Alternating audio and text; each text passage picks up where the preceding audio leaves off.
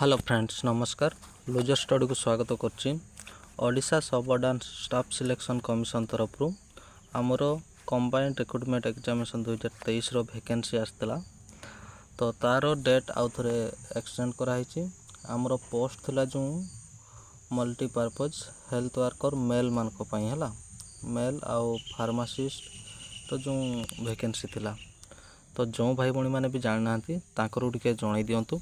मु तले लिंक दे दूची लिंक रू जाकि डायरेक्टली साइट को आसीपारे। तो रजिस्ट्रेशन देखु देखीदे डेट विषय आम आगे ऑनलाइन रजिस्ट्रेशन रजिस्ट्रेशन आमर स्टार्ट होता 22 डिसेम्बर 2023 रे।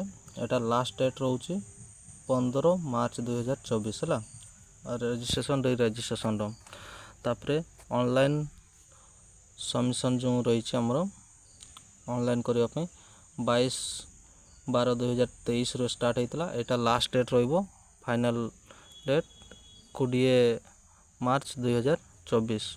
तो जो भाई भणी मैंने भी जानी ना तांकर टिके जणाई दियंतु ऑनलाइन जल्दी कर दियंतु आउ डेट आउ सेपटे घुंचबनी बोधिए।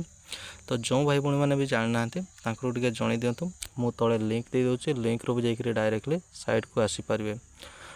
आउ वीडियोटी जब भल लगुए लाइक शेयर कर दियंतु। आउ एपर्यंत जदि मो चैनल को सब्सक्राइब करना सब्सक्राइब कर दियंतु। जॉब रिलेटेड जो भी नोटिफिकेशन आसीबो मो मो चैनल माध्यम रे आपनको जणाई देबी। तले भी लिंक दे दूची लिंक रू जाकि डायरेक्टली साइट को आसीपारे। आउ जो भाई भणी मैंने जानी ना तांकर टिके जणाई दियंतु। आउ लास्ट डेट सेपट को घुंचई बापाई आउ चांस नहीं भलिया लागुची। सेतिपाई जो भाई भणी मैंने भी ऑनलाइन करना मल्टीपर्पज हेल्थ वर्कर मेल मान या पूर्वर फीमेल मान जो नोटिफिकेशन आसला तो यहाँ मेल मान आउ फार्मासिस्ट रो वैकेंसी है से आप ऑनलाइन करें। ऑनलाइन रो लिंक तले दे दूची किसी असुविधा नहीं लिंक रू आसिक डायरेक्टली साइट को आसीपारे।